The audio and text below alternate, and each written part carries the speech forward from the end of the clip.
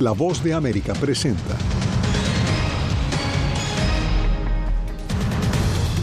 El jefe de las Fuerzas de Defensa Nuclear de Rusia muere en explosión un día después de que Ucrania lo acusara penalmente de usar armas químicas. La ciudad siria de Alepo busca renacer. Residentes narran cómo eran sus vidas durante el gobierno represivo de Bashar al-Assad. Donald Trump demanda al diario Des Moines Register y a la encuestadora Ann Seltzer por presunta interferencia electoral. Y los opositores María Corina Machado y Edmundo González reciben el premio Sájarov por su lucha democrática en Venezuela.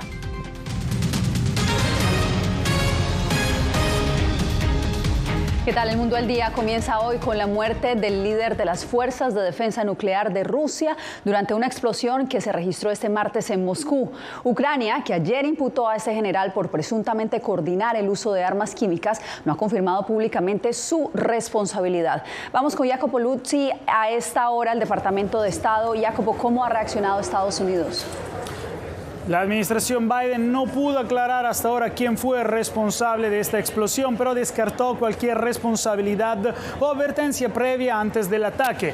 Al mismo tiempo reiteró que no apoya ni permite este tipo de actividades. Por su parte, Ucrania no ha públicamente hablado, pero funcionarios confirmaron a varios medios la paternidad de este asesinato. A continuación, Yasmín, advertimos que las siguientes imágenes que vamos a ver pueden ser perturbadoras para la audiencia. El general a cargo del manejo de las armas químicas y nucleares rusas, Igor Kirillov, murió este martes al explotar una bomba en una calle de Moscú, el asesinato más prominente dentro de Rusia desde el comienzo de la guerra en Ucrania. Funcionarios ucranianos no identificados confirmaron a varios medios de comunicación que fueron ellos los responsables, mientras un funcionario estadounidense dijo a La Voz de América que Estados Unidos no estaba al tanto de la operación de antemano. El Departamento de Estado excluyó cualquier involucramiento estadounidense. Obviamente era un general que estuvo involucrado en una serie de atrocidades. Estuvo involucrado en el uso de armas químicas contra el ejército ucraniano. Es algo que Estados Unidos ya ha evaluado públicamente anteriormente. Mientras Estados Unidos reiteró que no apoya ni permite este tipo de actividades, un día antes Ucrania había acusado al general de incurrir en actos criminales. El Kremlin ha negado estas acusaciones y hasta ahora no ha comentado sobre este asesinato. El expresidente ruso prometió venganza contra la gerencia ucraniana. Debemos hacer todo lo posible para destruir a los patrocinadores que están en Kiev. Estos patrocinadores también son conocidos. Se trata de la dirección político-militar de Ucrania. Según analistas, este asesinato es poco probable que cambie la situación en el campo de batalla. El Kremlin sigue decidido en ir adelante con la guerra y no dar marcha atrás. Ucrania utiliza este tipo de operaciones encubiertas para ayudar a compensar sus desventajas frente a su adversario más grande y mejor equipado, dicen los analistas. Incapaz de detener el avance ruso en el campo de batalla, Ucrania ha aumentado ahora el número de acciones encubiertas, mientras una posible paz parece lejana. Jacopo, gracias por este reporte y nosotros nos vamos para Alepo, donde residentes anhelan dejar atrás la era represiva de al-Assad. Esta ciudad, considerada la capital económica y demográfica de Siria, ha sido escenario de algunas de las batallas más intensas de la guerra civil. Joan Cabacés Vega nos cuenta sobre la lucha diaria de los ciudadanos. La captura de Alepo por parte de los rebeldes liderados por Hayat Tahrir al-Shams fue el primer indicio que el poder de Bashar al-Assad estaba en peligro. Se trata de la ciudad más importante de Siria junto con Damasco. La batalla con las fuerzas gubernamentales duró 3 días hasta el 2 de diciembre. Con la caída del gobierno, sus residentes revelan ahora un tiempo de represión, de carencias y de conflicto que esperan que no regrese a sus vidas. La ciudadela de Alepo presenta un aspecto distinto al que ha ofrecido durante los últimos años. Ya no hay una lona de decenas de metros con el rostro de al-Assad que cuelgue de estos muros medievales. En cambio, hombres armados originarios de Idlib protegen las murallas y, por extensión, la ciudad. Abu Hutaifa y Abu Adnan tienen 24 y 20 años de edad, pero dicen haber esperado este momento desde que tienen uso de razón. Aseguran que nunca perdieron la fe en ganar la guerra contra el gobierno, ni tan siquiera durante los peores momentos del conflicto y responden con orgullo cuando se les consulta si lo suyo se trata de una revolución y si hay alguna en la historia comparable a la suya. Por supuesto que no. Nuestra revolución es única y nunca en la historia habrá ninguna que se le compare. En el zoco de Alepo hay quienes se alegran de la marcha de al-Assad, pero todavía se les percibe la cautela metida en el cuerpo tras décadas de dictadura. Hadi, comerciante de profesión, asegura que tardó días en sentirse seguro tras temer que la llegada de los rebeldes extremistas provocaría la dura respuesta del ejército sirio contra el interior de la ciudad. Cuando entraron en Alepo y teniendo en cuenta los combates que han ocurrido aquí en el pasado, nos asustamos muchísimo. Durante 2 días seguimos muy asustados por lo que pudiera pasar. Pero cuando supimos que los rebeldes y los combates se habían desplazado a Hama, nos pusimos muy contentos. Habíamos estado muy asustados desde el 2012 hasta la actualidad. El gobierno sirio consiguió provocar el miedo y la sumisión entre la población civil mediante una mano de hierro. Este centro de detención y tortura en el corazón de Alepo es solo uno de los muchos en la ciudad y en el país. Los hombres armados que custodian ahora las oficinas y las celdas nos muestran su interior. Abu Jihad asegura que estuvo detenido durante 90 días, durante los cuales le hacían pasar jornadas enteras de diciembre al raso y completamente desnudo.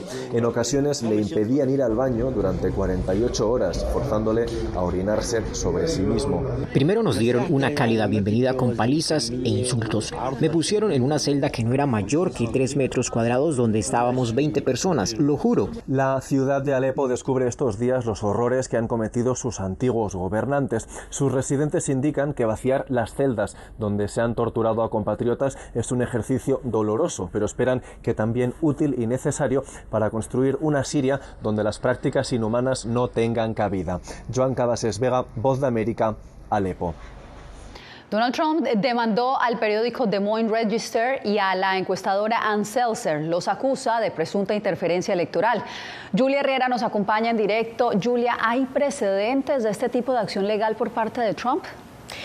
Yasmín, esta no es la primera vez. Hace tan solo unos días la cadena estadounidense ABC News accedió a compensarlo con $15 millones después de que Trump interpusiera una demanda por difamación tras unos comentarios que un presentador de la cadena hizo sobre el caso de la escritora Jean Carroll. Recordemos que Trump fue condenado por abusar sexualmente de ella. Ahora Trump emprendió una nueva demanda contra un medio de comunicación. Vamos a verlo.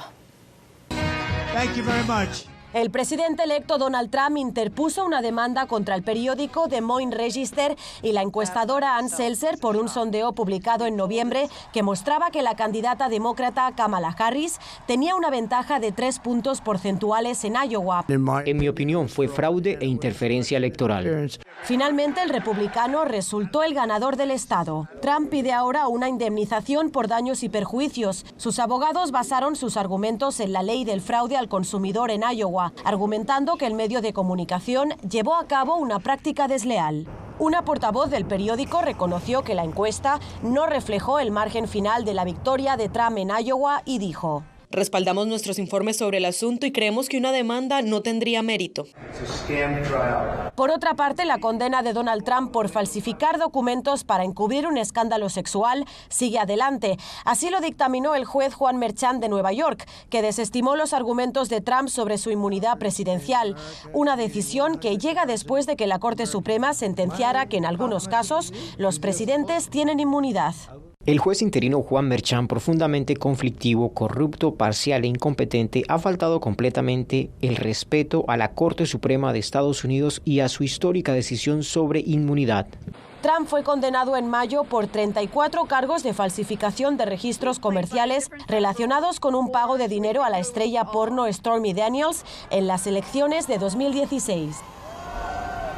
Estamos hablando de un caso en el ámbito estatal que está manejando un juzgado de Nueva York, pero si finalmente los abogados de Trump consiguen que el caso sea transferido a la competencia de la justicia federal, el republicano tendría la potestad de indultarse al llegar a la Casa Blanca. Yasmín.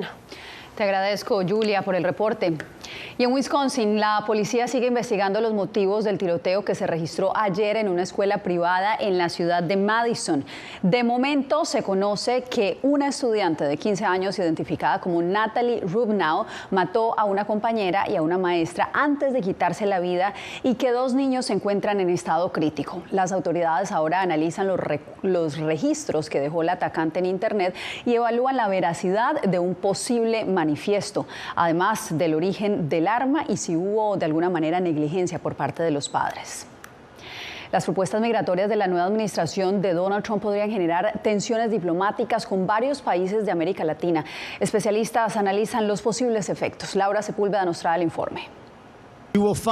Varias de las políticas con las que se ha comprometido el presidente electo Donald Trump ponen sobre la mesa las relaciones internacionales de Estados Unidos, comenzando por las promesas de deportación masiva que podrían tener gran impacto con México. Alrededor de 4 a 5 millones de los 11 millones de residentes indocumentados en los Estados Unidos son ciudadanos mexicanos. Realmente el gobierno mexicano no tiene ningún plan para recibir a esta gente, para reubicarlas a sus ciudades. México ha expresado que busca llegar a un acuerdo para no recibir a ciudadanos de otros países. Entre tanto, el sector empresarial ha anunciado estar preparado para ofrecer oportunidades laborales a sus conciudadanos deportados. Siempre vamos a defender a las y los mexicanos que están del otro lado de la frontera, porque además son necesarios para la economía de Estados Unidos. Expertos estiman que este será tema central en la renegociación del Tratado de Libre Comercio entre Estados Unidos, México y Canadá, no las únicas naciones que se verían impactadas por las políticas anunciadas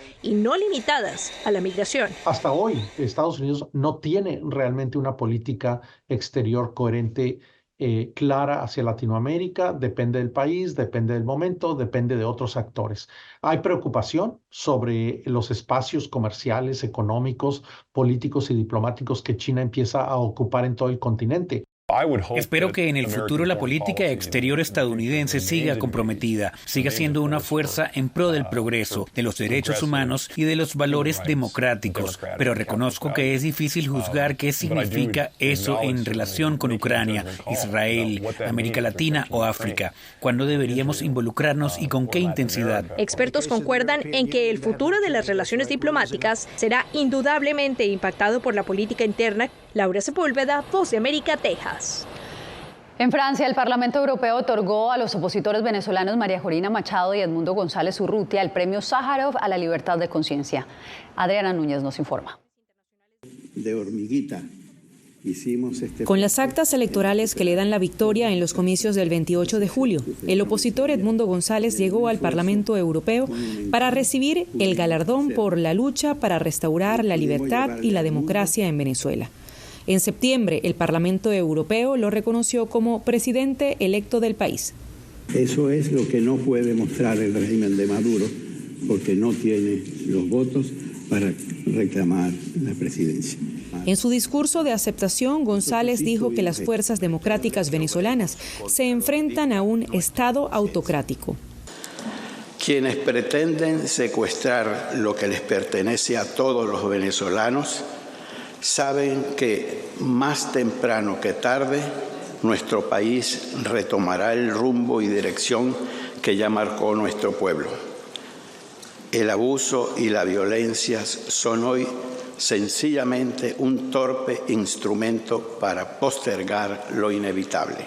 La líder opositora María Corina Machado dedicó el premio Sájarov a la disidencia venezolana.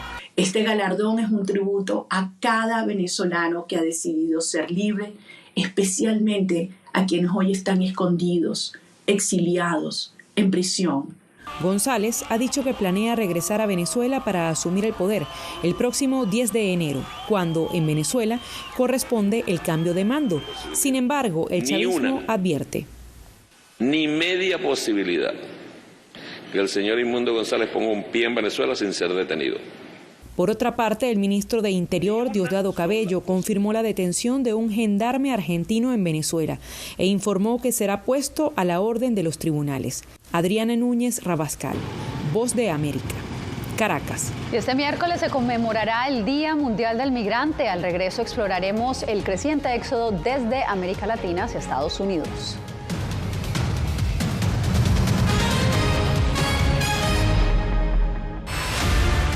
siento miedo de ejercer periodismo. Periodismo.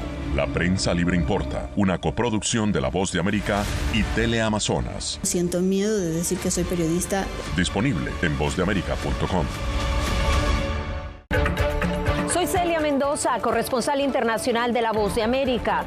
Desde que me uní a este equipo de profesionales hace más de una década, he tenido la oportunidad de descubrir un mundo de noticias que comparto con ustedes. La Voz de América habló con el director. Porque siempre estoy en el lugar de los hechos, entregando información veraz, clara y precisa, manteniendo nuestro compromiso periodístico, porque en La Voz de América, la prensa libre importa.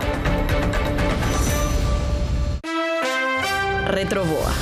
Soy Salomé Ramírez. Soy Mixi Macías y te invitamos a que conversemos de los temas actuales que más te interesan. Acompáñanos en un podcast en vivo en las plataformas digitales de La Voz de América. ¿Qué me pongo mañana? ¿Te regresas para el crucero? Todo incluido. Conéctate con nosotros a través de Retroboa en las plataformas digitales de La Voz de América.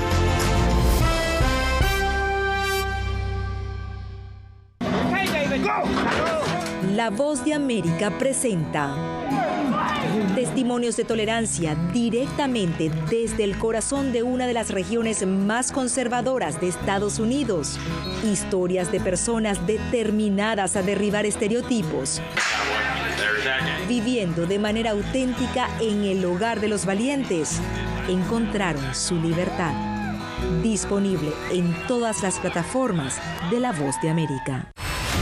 En Cuba no se matan a los periodistas. Periodismo, la prensa libre importa. Una producción especial de La Voz de América. Su énfasis se pone en la destrucción moral del individuo. Disponible en vozdeamerica.com.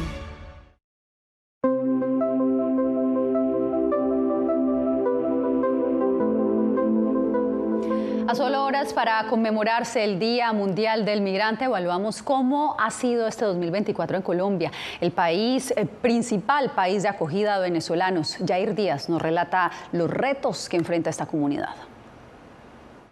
Hay una reducción importante en los flujos migratorios. El secretario de Gobierno de Necoclí, Johan Wachter, asegura que hasta el 30 de noviembre de 2023 habían transitado por la selva del Darién un poco más de 500.000 migrantes irregulares de diversas nacionalidades. Para el mismo periodo del año en curso se registró una reducción superior del 40%. Sin duda, uno de los factores fundamentales que yo consideraría influye en esta reducción en las dinámicas migratorias son circunstancias políticas. Y me refiero especialmente a las elecciones en su momento en Venezuela, Panamá y ahora en Estados Unidos. Para la ONG Consejo Danés para los Refugiados, durante 2024 los venezolanos siguieron siendo la nacionalidad más numerosa en esta ruta que tiene por objetivo llegar a Estados Unidos o buscar un refugio en otros países. Y Colombia, de hecho, es uno de los países que demuestra una voluntad de contribuir a la solución global de esa crisis o de esta situación de refugiados. El gobierno de Colombia estableció una nueva medida migratoria para los refugiados venezolanos con la creación de la visa B visitante especial, destinada a los venezolanos que ingresaron de forma irregular a Colombia antes del 4 de diciembre de 2024. Total de migrantes de Venezuela beneficiarios de políticas de regulación 3.2 millones. La visa B visitante especial para venezolanos no se otorgará a quienes están privados de la libertad, tengan orden de deportación o posean otra nacionalidad. Yair Díaz, Voz de América, Bogotá. En Honduras, las autoridades están atentos ante la falta de garantías para la seguridad y bienestar de migrantes de la comunidad LGTBI. Óscar Ortiz nos da los pormenores. En su más reciente informe sobre los migrantes que transitan al territorio hondureño, la Organización Internacional para las Migraciones reportó que personas de la comunidad LGTBIQ+ enfrentan un mayor riesgo de migración irregular debido a la discriminación y violencia ejercida en su contra por su orientación sexual e identidad de género. Permite estar como teniendo datos, ¿no?, de cómo está migrando la población. Y eso es lo que justamente estar observando estos flujos para justamente ver la respuesta. Según el informe de la OIM, el 88% de los albergues en Honduras aplica un enfoque de género en protección contra la explotación y abuso sexual. Ofrece asesoría y protección a integrantes de la comunidad LGTBI. Una discriminación que inicia a veces desde los hogares, que siguen las comunidades, que siguen sus colonias y se ven obligados a tomar la ruta migratoria. Y no termina ahí, porque en la ruta migratoria las personas LGTBI también son víctimas de violencia sexual. Solo en el año 2023, el Comisionado de Derechos Humanos contabilizó que 33 hondureños LGTBIQ+ se vieron obligados a migrar, mientras que el 1 de enero hasta el 5 de diciembre de este año 2024 suman ya 25 casos. Al mismo tiempo, la Agencia de la ONU para los Refugiados, ACNUR, señala que hay más de 300.000 hondureños fuera de su país. Hay más de 300.000 hondureños fuera del país que está solicitando asilo o ya está reconocido como refugiados.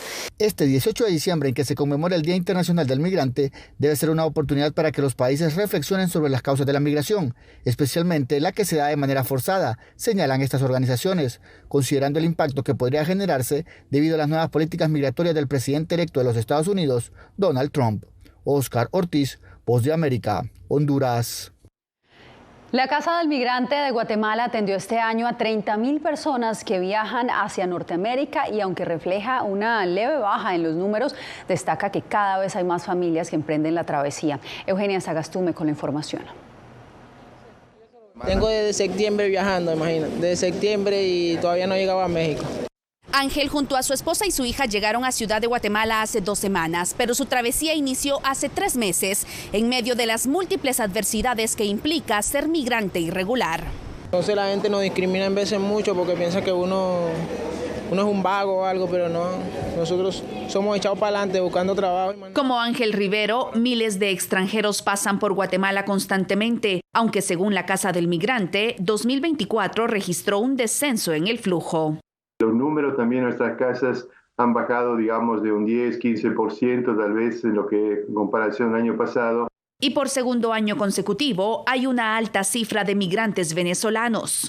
Al final del año vamos a llegar a 30.000 personas que han pasado por aquí. El 75-76% son de Venezuela. Otro factor que resalta la Casa del Migrante es el incremento de menores migrantes o de familias migrantes. Ahora estamos hablando prácticamente en porcentajes de un 60%, 65% de hombres, 40-35% de mujeres y en algunos momentos también llegamos a 25 o 30 de niños o menores.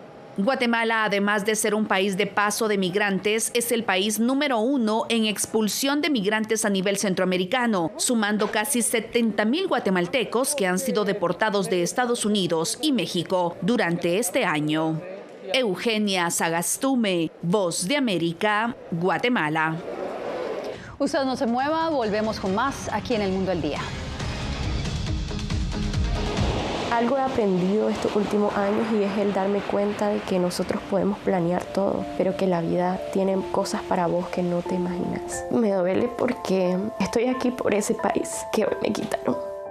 Yo siempre he dicho que la libertad está en la mente. Y el hecho de que tu cuerpo esté en un lugar no significa que no sos libre. Siempre me sentí libre, incluso estando presa me sentí más libre, porque pude darme cuenta que si estaba ahí es porque realmente he elegido qué hacer con mi vida. Soy Claudia Saldaña, corresponsal de La Voz de América en El Salvador. Ejercer el periodismo es un desafío que crece constantemente frente a la complejidad del escenario político de mi país. Presentar todas las voces, todos los ángulos y el contexto nos permite ofrecer a ustedes, nuestras audiencias, un panorama más completo de nuestra realidad. La imparcialidad está en el ADN de la VOA y me siento orgullosa de ser parte de este gran equipo de profesionales que demostramos cada día por qué la prensa libre importa. Llenó de orgullo a su nación conquistando títulos alrededor del mundo.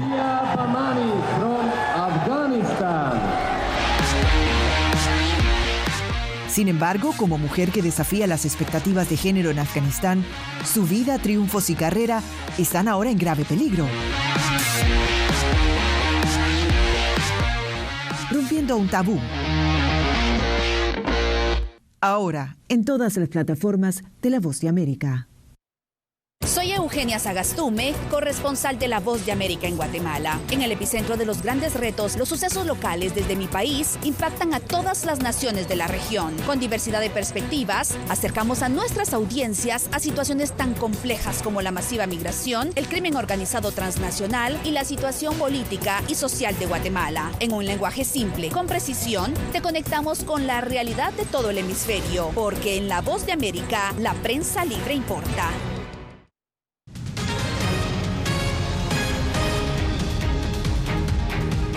Este martes, un fuerte terremoto de magnitud 7,4 sacudió el archipiélago de Vanuatu en Oceanía. El sismo, que ha dejado al menos 6 muertos y decenas de heridos, causó graves daños en edificios, afectó 2 embalses y el hospital local.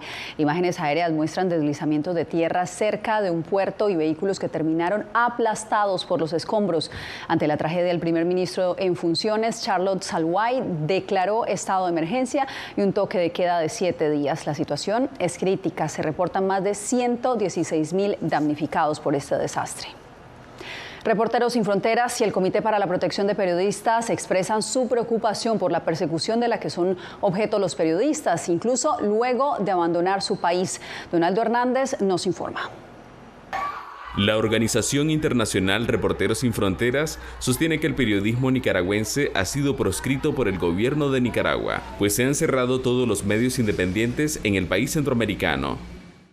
En su informe Balance 2024, Reporteros Sin Fronteras incluye a Nicaragua como uno de los peores países para el periodismo, una postura que comparten otras organizaciones como el Comité para la Protección de Periodistas. Lo que veo en Nicaragua es un cierre absoluto del espacio público, es una dictadura. Cristina Sájar, coordinadora para América Latina del Comité para la Protección de Periodistas, explica que la única forma de informar sobre Nicaragua es desde el exilio, pero hay desafíos económicos. Lo que necesitan los y las periodistas es apoyo para seguir trabajando, es apoyo financiero, es apoyo para poder pagar renta, comida para sus hijos, escuela. En el marco del conflicto sociopolítico de Nicaragua, casi 300 periodistas se han exiliado, pero persisten las amenazas por seguir ejerciendo la profesión, motivo por el que la Red Centroamericana de Periodismo demanda atención de la comunidad internacional. Porque en la medida que las y los periodistas hagan su trabajo como corresponden, significa que hay un acceso a la información y del cumplimiento del derecho a la ciudadanía a saber lo que está ocurriendo en sus países. Sobre los informes de Reporteros Sin Fronteras, el Comité para la Protección de Periodistas y de la Red Centroamericana de Periodistas, el gobierno de Daniel Ortega no se ha pronunciado. Donaldo Hernández, Voz de América. Hacemos una nueva pausa y ya regresamos. Poder recuperar la libertad de prensa. Periodismo, la prensa libre importa. Una producción especial de La Voz de América. Se ejerció esta profesión con mucho miedo. Disponible en vozdeamerica.com. ¡Arriba las mujeres! Nos dicen, ustedes son unas mujeres chingonas. Tirándose en el campo y además descalzas. Tenemos 5 dedos y los hombres también tienen 5 dedos. Si los hombres pueden, ¿por qué nosotros no podemos?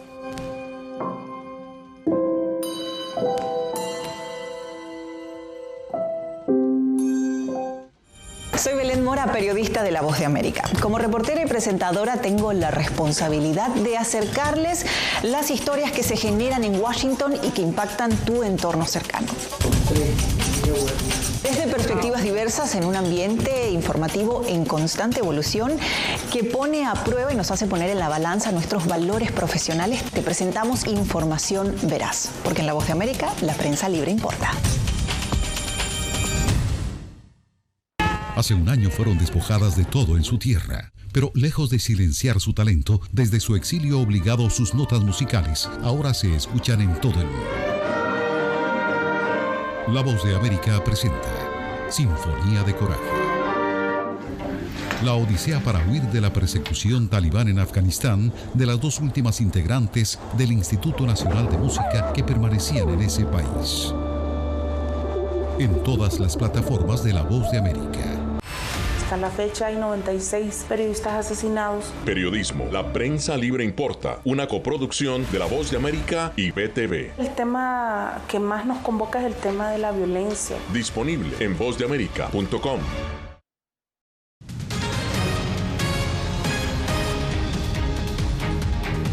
Esta Navidad, Roma se vistió de luz al inicio del año jubilar, una celebración de la Iglesia Católica que tiene lugar cada 25 años.